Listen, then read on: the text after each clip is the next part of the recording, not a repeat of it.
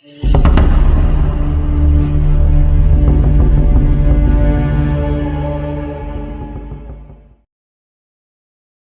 was a rainy day. Large raindrops fell to the ground and the people passing by the avenue.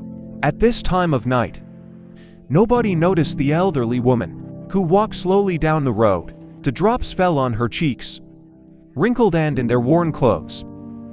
The old coat had patches carefully sewn into it.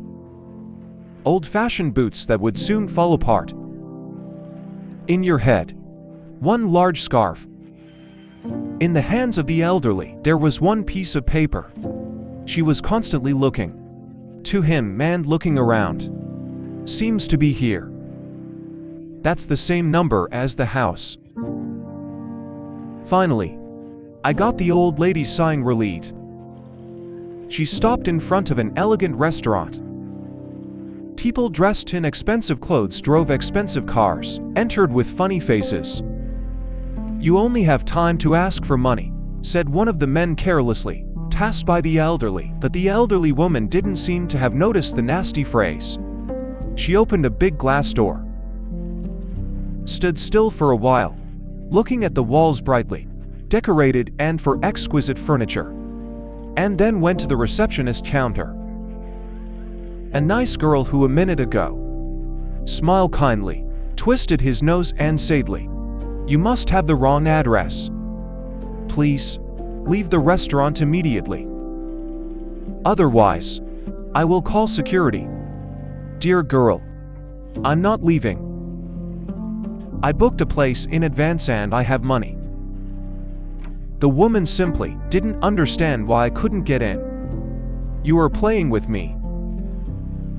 This is a decent place, not a place for people like you, Will." Although the elderly woman froze in surprise.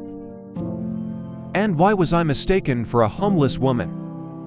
Yes, my clothes are old, but they're always clean and they don't smell like anything. And my hair is clean, and I never allowed myself to ask strangers for money, even in the most difficult times," she thought. Your thoughts were interrupted by the girl's hard voice. "Richard comes here." Immediately, a young uniform was close to the receptionist.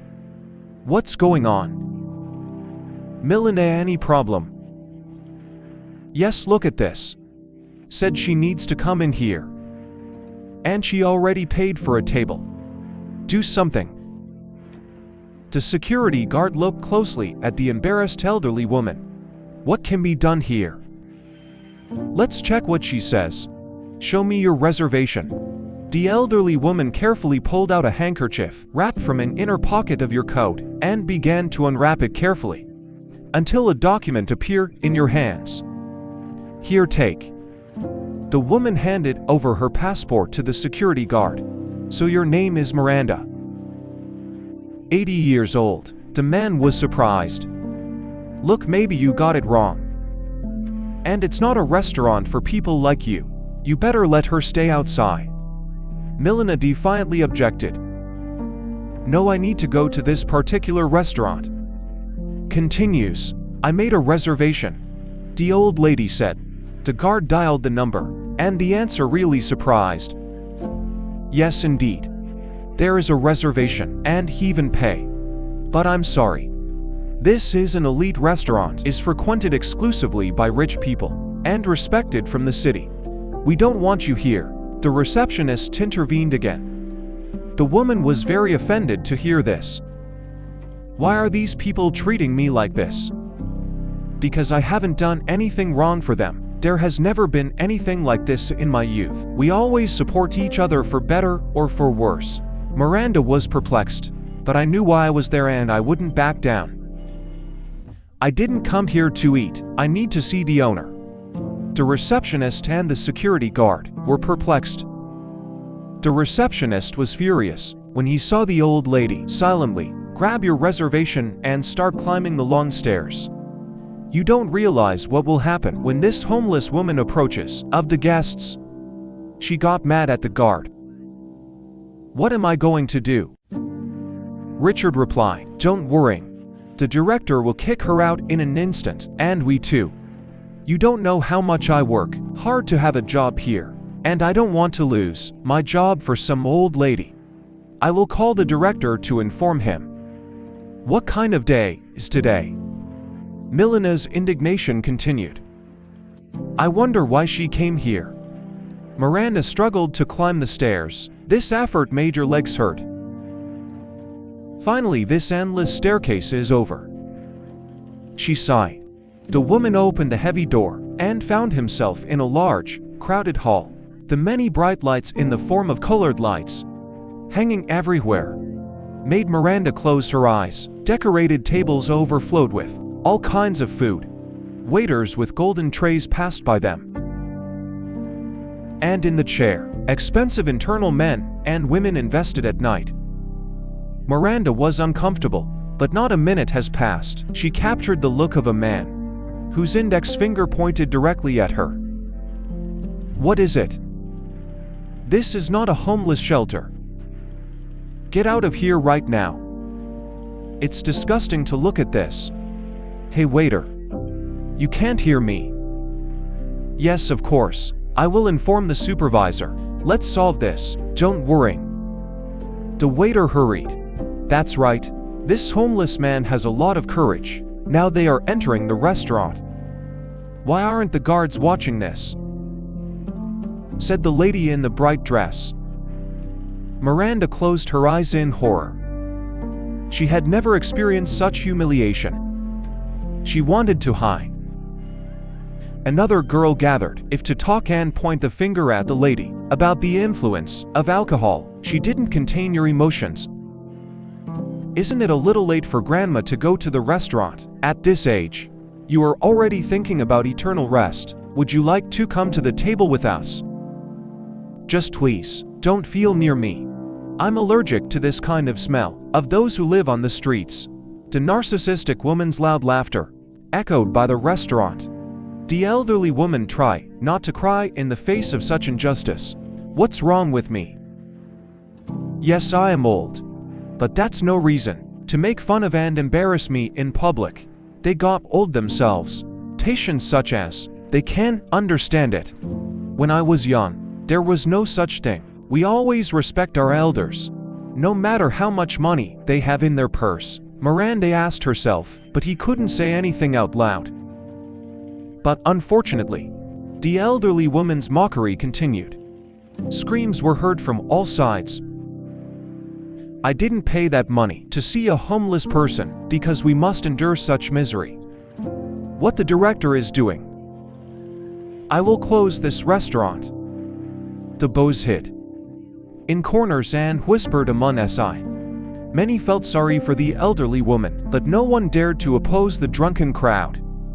These people like to come here for fun. And most important, to show all your statuses. It was funny to work in such a place. The owner wasn't mean and paid generously. Nobody wanted to lose such a horrible place. Just a girl, a waitress, was very upset. She hated seeing a woman insulted just because she was elderly and didn't wear expensive clothes. They are not human beings. How can you make fun of an elderly person like that? I'm going to talk to the restaurant director right now and tell what's going on here, she said firmly. You won't get anything out of it. The director will support the guests anyway, because they bring profit to the restaurant, and the woman will be expelled. Nobody here was here. You haven't worked here in a week. Maybe you shouldn't take that risk, the whole team of bows advised. You know there are more expensive things in life than money, but you don't seem to know about them. The girl left the room with these words. The situation was completely unbearable. A man staggered to Miranda grandiose and said, well, why don't you sing or dance for us is here? Come on, come on. And the man clapped his palms high. Your silly idea was supported by others. The Rio Alto audience. Miranda couldn't stand the humiliation anymore. Your heartache. They probably rolled down your cheeks. Your legs started to shake. And she walked towards the exit. Before you even take a few steps, the room door opened, and a tall man appeared on the threshold. He looked questioningly to those sitting at tables and shouted loudly, "Gentlemen, what's going on?" "It's all right." Miranda couldn't take her eyes off the man who had entered, as if paralyzed Scott. "My dear, you grew up, matured and look so much like your dad, the same eyes and chin." Comments have appeared again in the lady's eyes, but now with sudden joy. So big that for a moment, aiming until he forgot the pain and humiliation he will suffer, but the man passed her. He was more interested in his guest's mood. Regular visitors. Scott is all right, as always, except one of the men pointed the finger at Miranda. "Well, because she is here. You have to admit she doesn't belong here." "Yes, take the one from here. Don't be ashamed and don't ruin our night." The rest of the audience supported. "Of course, it's just a misunderstanding and let's sort this out now. As compensation, dessert is on the house tonight. No one else will disturb your rest. Gentlemen. And you come with me." He turned to Miranda. "He didn't recognize me." Scott was just a kid at the time. So many years have passed. A lifetime. He may have forgotten, thought the old woman, while silently wiping out a tear. "You are listening to me?" asked Scott again, thinking about how to deal with conflict correctly. The woman moved up from your memories, barely closing the hall door. The man said hello. "My name is Scott and I am the director of this restaurant. Came to my attention that the guests behaved inappropriately with you. Forgive them. They just weren't expecting your presence." "No way. I will compensate her. I know you paid for the table. You will receive double the amount. Not only will you be able to eat, how can you also buy something for yourself?" Scott is clear. Notice the old woman's worn-out clothes. No wonder she was mistaken for a beggar. Homeless. And what people like her want. Money. Some more. That or more. Where did she get money for the table? Is expensive even for a hardworking person. And the most important, a why? Anyway, it doesn't matter. Scott decided he doesn't mean it to deal more with this strange lady. "Let me show you the way out. Go down," Scott said, pointing for the stairs. Miranda couldn't believe what she heard. It was your Scott, yes. Now solid adult man. But to her he is still a child. And is still kicking out. What a shame. The insults and humiliations of the restaurant guests were nothing compared to what Scott said. "No, I won't leave until I talk to him. He must know the truth in my thoughts." She didn't notice when Scott had already pulled his wallet and was counting money. "Here, take. It's all I can do for you." At that moment, looked like that the woman's heart would explode to pieces, but she found the strength to tell Scott, "I won't get the money. Please let me stay and talk to you." Scott felt he was losing his patience. "I have this homeless woman in my living room. I don't know how to free myself from it," he thought, angry. He felt he was getting nervous. Was not part of Scott's character. Waste time and conversation. Row with strangers. Complete. "Sorry, I'm one very busy man. I don't have time to talk to strangers. Don't misunderstand me," said the man. "I'm not a stranger. I am your mother." You could barely hold back the tears. Again. Administrator Milena and security. Richard looked at each other. "I said she was inadequate. You shouldn't have let her in." Scott couldn't believe the woman's words. "Look, this is too much. Because you are telling lies. What you are saying is a lie. My mother died years ago. About the money, it's your right. Accept or leave, but I'll have to ask you to leave the premises. Deal with her." After a few moments, Scott disappeared from view. "What are you doing?" "Stopped, here we go." "Come on," Richard ordered.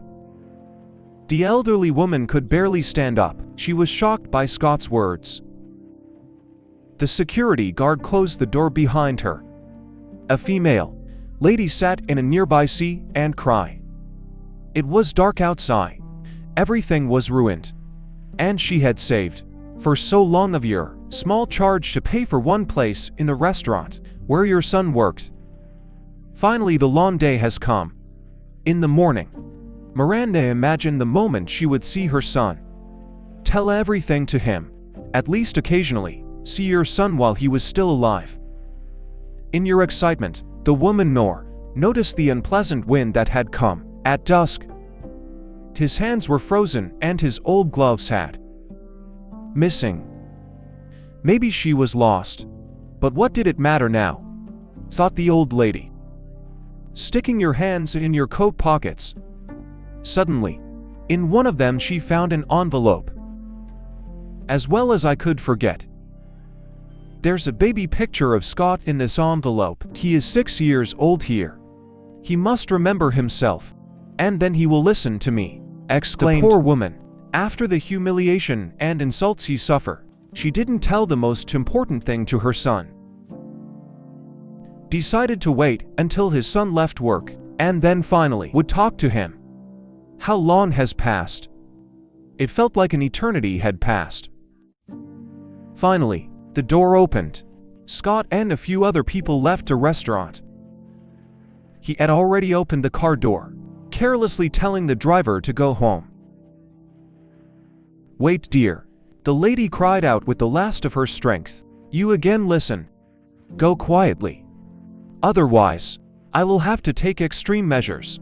I'll have to call the police. Scott responded with a will and got in the car. Let's go. Don't wait, Scott ordered the driver. When he saw the picture in the woman's hands, the man got out of the car and asked, confused, where did you get this photo from? When I turned 6. A photographer came to visit us, so we took a picture as a souvenir. You don't remember that? Scott thought and said, I had 2 pictures, but the second was lost. Luckily not lost, said the lady. Certainly, Scott knows this photo was with him in an orphanage.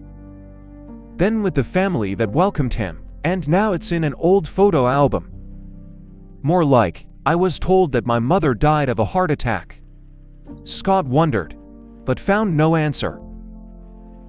Hey, you are completely frozen. Come on, I'll buy you some tea and we'll talk, suggested Scott. The woman agreed. Miranda was happy that finally, be talking to your child. But if the woman's heart was calm, something strange was happening in Scott's soul. Emotions dominated him, feelings mixed with hate and joy at having found his mother, and hate that your mother abandoned you. Scott was lucky to have one foster family. Your adoptive parents gave you everything, one known home, one good education and creation, but they were very strict in their demands. Scott missed parental love. Things could have been different with your biological mother. Could have been, but were not. Because you abandoned me. And now suddenly, you are trying to find me. It's too late to change anything, he said. Son, listen to me. I will tell you everything. Just please, do not interrupt. I was born in one large family. My mother had 7 children. I was older. My father died. The younger brothers grew up, created their own families and moved.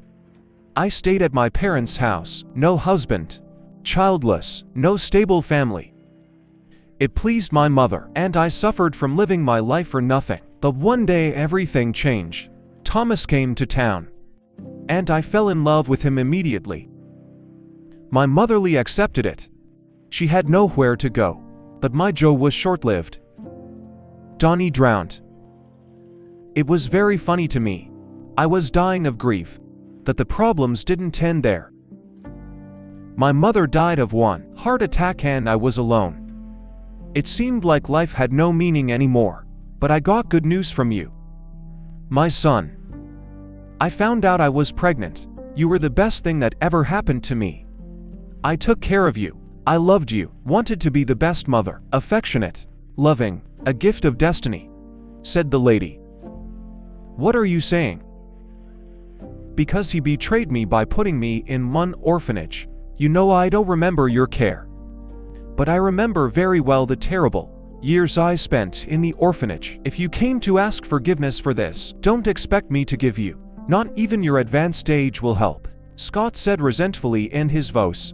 The silence in Miranda's soul did not last long. She expected so much that the photo she brought help improve your relationship with your child. But unfortunately not. "Wait, son, I will explain everything," the woman started.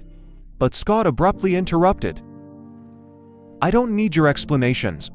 I don't believe in you anyway," the man said. So many years have passed since then, and he himself will soon be 60 years old, that the memory of his childhood never disappeared. He remembered how every Sunday at the orphanage, I expected his mother to come and pick him up from home. But it didn't happen. Instead of your mother, a foster family welcomed him. Miranda didn't know how to apologize to her son. So, she always remembered of the day he took little Scott to the orphanage. He looked for her with eyes full of tears and asked not to leave him in other people's houses.